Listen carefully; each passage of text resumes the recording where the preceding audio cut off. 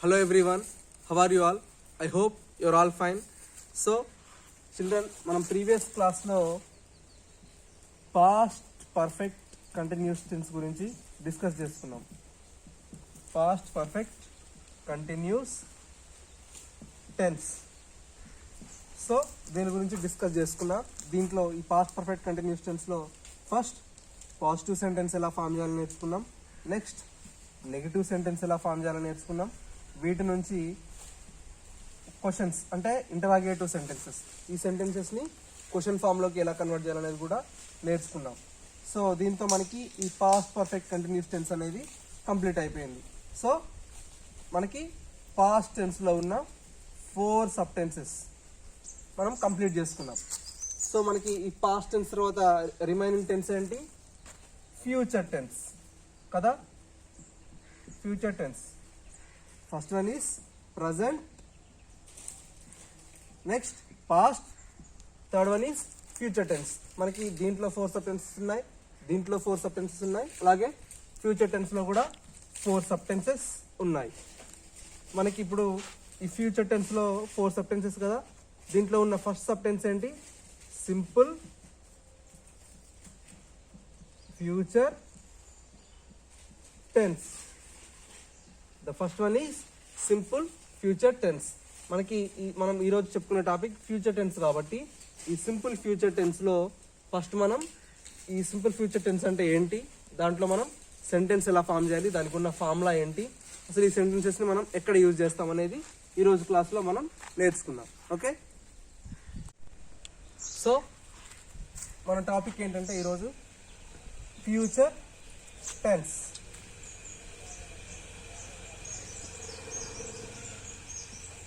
So first of all future tense అంటే ఏంటంటే భవిష్యత్తు.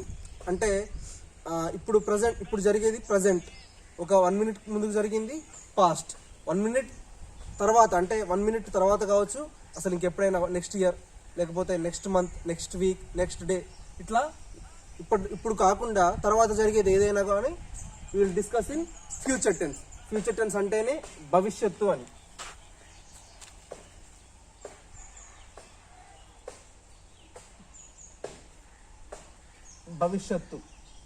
భవిష్యత్తు కాలం అంటారు, భవిష్యత్ అంటారు. సో భవిష్యత్తు గురించి చెప్పేదాన్ని ఫ్యూచర్ టెన్స్ అంటాం మనం. సో మనకి దీంట్లో ఉన్న ఫస్ట్ సబ్ టెన్స్ ఏంటి? Simple future tense. మనం చెప్పుకునేది సింపుల్ ఫ్యూచర్ టెన్స్ గురించి. సో అసలు సింపుల్ ఫ్యూచర్ టెన్స్లో మనకి సెంటెన్స్ ఎలా ఫామ్ చేస్తాం? సింపుల్ ఫ్యూచర్ టెన్స్ అంటే ఏంటి? సింపుల్ ఫ్యూచర్ టెన్స్ అంటే ఏంటంటే జనరల్గా మనం నెక్స్ట్ జరగబోయే పనిని చెప్పుకోవడానికి ఈ సింపుల్ ఫ్యూచర్ టెన్స్. నెక్స్ట్ నువ్వు చేసే పని, లేకపోతే వేరే వాళ్ళు చేసే పని, వాళ్ళు చేసే పని, లేకపోతే నీ ఫ్రెండ్ చేసే పని, మీ మదర్ చేసే పని, నెక్స్ట్ చేయబోయే పనిని సింపుల్ ఫ్యూచర్ టెన్స్లో చెప్పుకుంటాం. ఓకే, నువ్వు చేయబోయే పనిని. సో దీనికి మనం ఒక ఫార్ములా ఏం రాసుకుందామంటే ఫస్ట్ సబ్జెక్ట్.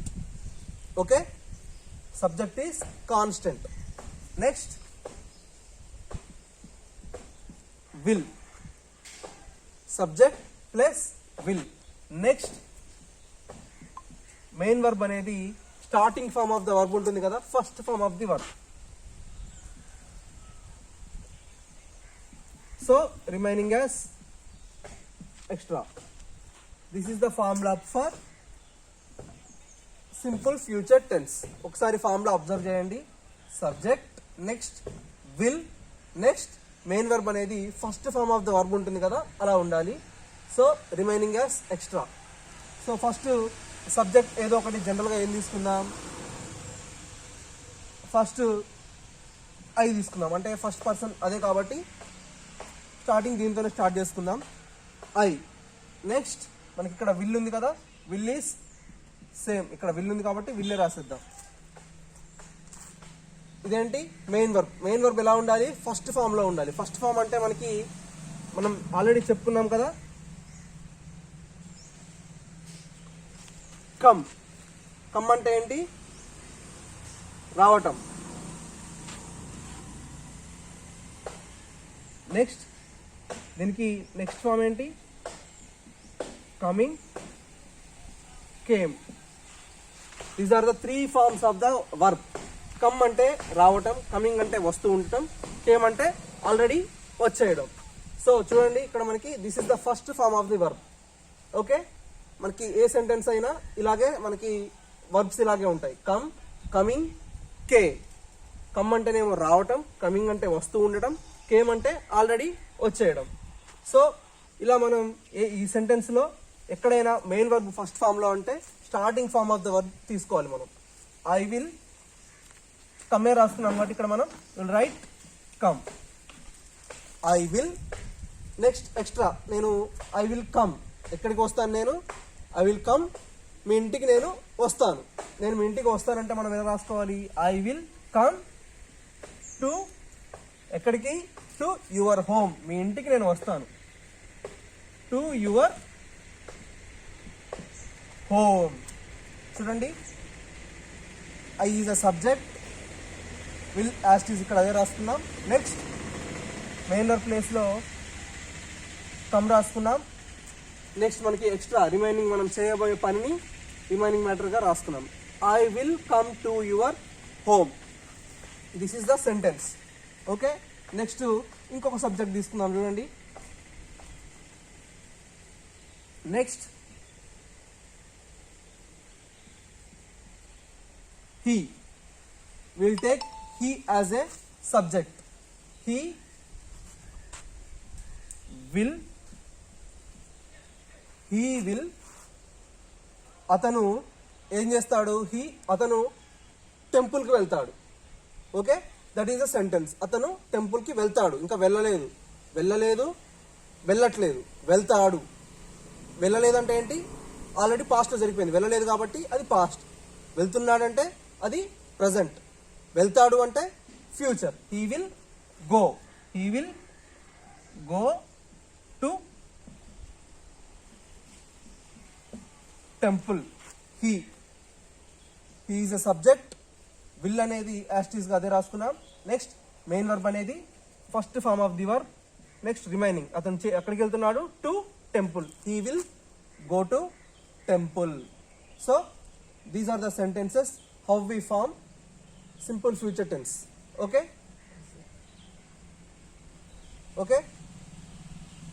next మనం ఇంకొన్ని ఎగ్జాంపుల్స్ చూద్దాం మనం.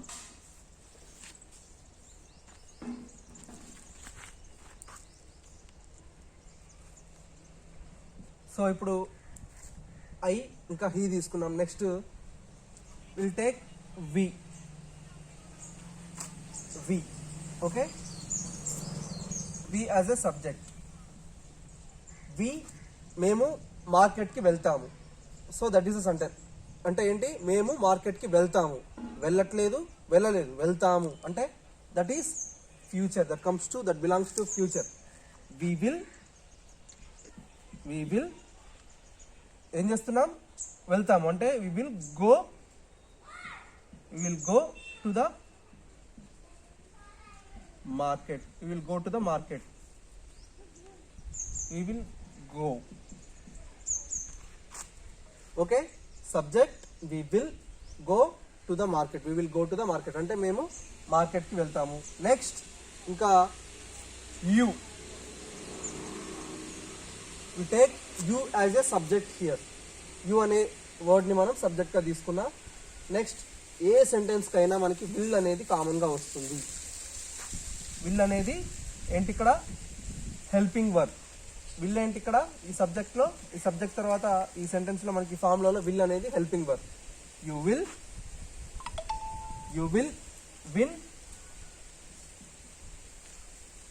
విన్ దట్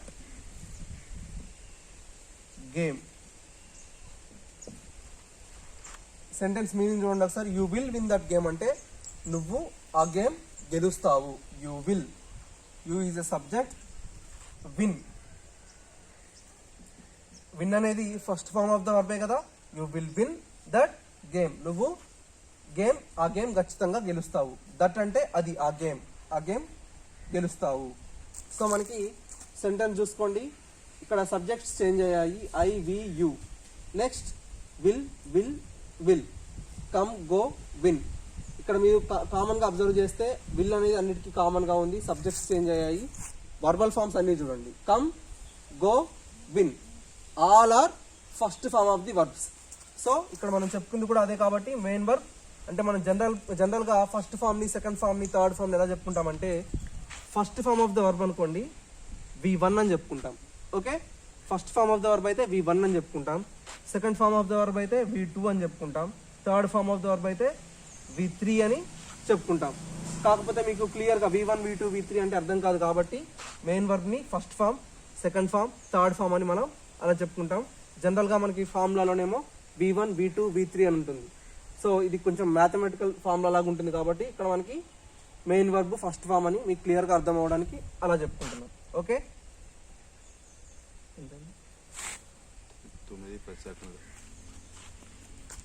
సో ఇంకా ఇంకొన్ని ఎగ్జాంపుల్స్ చూద్దామా?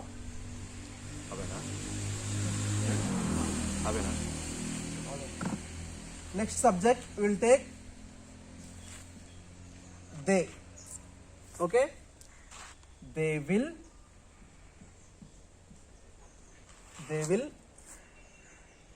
ఏం రాసుకుందాం ఇక్కడ మనం verb they will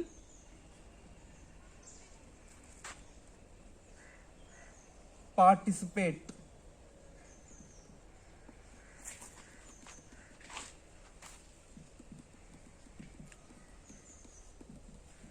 They will participate in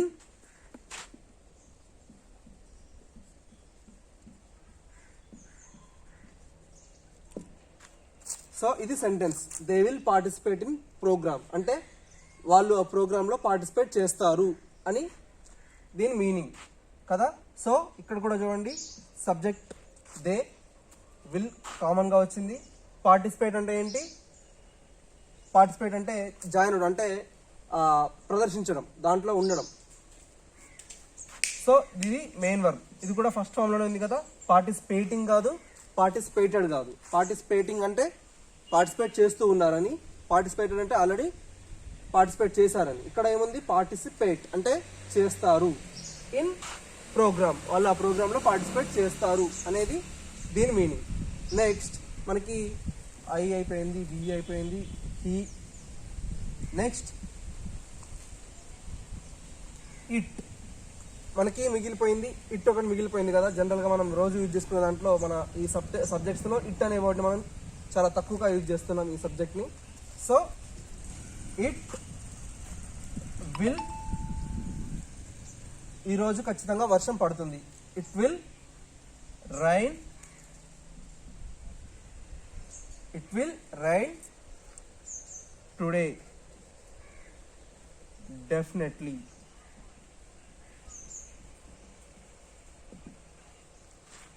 it will rain today definitely, ఈరోజు ఖచ్చితంగా వర్షం పడుతుంది. సో ఇక్కడ ఇట్ అనేది సబ్జెక్ట్, విల్ అనేది జనరల్గా మనకున్న ఫామ్లో ఉన్న హెల్పింగ్ వర్బ్ని కాన్స్టెంట్గా కంటిన్యూస్గా రాసుకుంటూ వస్తున్నాం. ఇక్కడ మెయిన్ వర్బ్ ఒకటి మాత్రమే మనకి first form of the verb కాబట్టి different of the verb forms రాసుకుంటున్నాం. సో చూడండి ఒకసారి sentences. I will come to your home, నేను మీ ఇంటికి వస్తాను. They will participate in the program, వారు ప్రోగ్రాంలో పార్టిసిపేట్ చేస్తారు. It will rain today definitely, ఈరోజు ఖచ్చితంగా వర్షం పడుతుంది. అన్ని ఫ్యూచర్ గురించి చెప్పుకునే డిస్కస్ చేసుకునే సెంటెన్సెస్ ఇక్కడ. అంటే మనం ఈ సింపుల్ ఫ్యూచర్ టెన్స్లో మనకి దీనిలో మనం పెద్దగా ఆలోచించాల్సింది ఏం లేదు. నెక్స్ట్ మూమెంట్ అంటే ఇప్పుడు కాకుండా నెక్స్ట్ తర్వాత జరగబోయే పనులని, ఏ పనైనా జనరల్ వర్డ్స్ని, టిపికల్ కాకుండా జనరల్గా జరిగే వర్డ్స్ని మనం సింపుల్ ఫ్యూచర్ టెన్స్లో చెప్పుకుంటాం. ఇప్పుడు మీరు అప్పుడప్పుడు మీరు జనరల్గా మీ ఫ్రెండ్స్తో కూడా చెప్తుంటారు, నేను రేపు మీ ఇంటికి వస్తాను అని. I will come to your home tomorrow. మనం రేపు లంచ్ బాక్స్ తీసుకొద్దామా వద్దా అని కూడా డిస్కస్ చేస్తాం కదా. We will bring our lunch box tomorrow. మనం రేపు లంచ్ బాక్స్ తెచ్చుకుందాం, లేకపోతే వద్దు అనుకుంటాం కదా. సో దాన్ని నెగిటివ్ సెంటెన్స్ కాబట్టి అవి రేపు చూసుకుందాం. ఈరోజు మాత్రం ఇవి పాజిటివ్ సెంటెన్స్ కాబట్టి ఈరోజు క్లాస్లో మనం డిస్కస్ చేద్దాం. సో మనం ఈ పాజిటివ్ సెంటెన్స్ అన్ని మీకు క్లియర్గా అర్థమయ్యాయి కదా. సింపుల్ ఫ్యూచర్ టెన్స్ అంటే అర్థమైంది కదా. జస్ట్ నెక్స్ట్ జరగబోయే పని చెప్పుకునే వాటిని ఈ సింపుల్ ఫ్యూచర్ టెన్స్లో డిస్కస్ చేస్తాం. సో మీరు కూడా డిఫరెంట్ సబ్జెక్ట్స్ ఫామ్ చేసుకొని డిఫరెంట్ మీనింగ్స్ ఉన్న సెంటెన్స్ తీసుకొని వీటిని మీకు తెలుసు కదా, ఫామ్లో అర్థమైంది కదా, సబ్జెక్ట్స్ ప్లస్ ఇంకా ఏదైనా ఒక సెంటెన్స్. ఈ వర్బల్ ఫామ్ మాత్రం ఖచ్చితంగా ఫస్ట్ ఫామ్లోనే ఉండాలి. సో అలా మీరు ఒక 5 సెంటెన్సెస్ ఫామ్ చేసి మీరు రాయండి. So that is your homework today. అర్థమైంది కదా. సో మనం ఈ రోజుతో సింపుల్ ఫ్యూచర్ టెన్స్లో ఉన్న పాజిటివ్ సెంటెన్స్ ఎలా ఫామ్ చేయాలనేది, ఎక్కడ యూజ్ అవుతాయి అనేది కూడా నేర్చుకున్నాం. సో మనం నెక్స్ట్ క్లాస్లో ఈ సింపుల్ ఫ్యూచర్ టెన్స్లో నెగటివ్ సెంటెన్స్ ఎలా ఫామ్ చేయాలనేది చూద్దాం. So that's it your class today. మీరు ఖచ్చితంగా హోంవర్క్ అందరూ చేయాలి. So we will meet in the next class tomorrow. Okay, bye.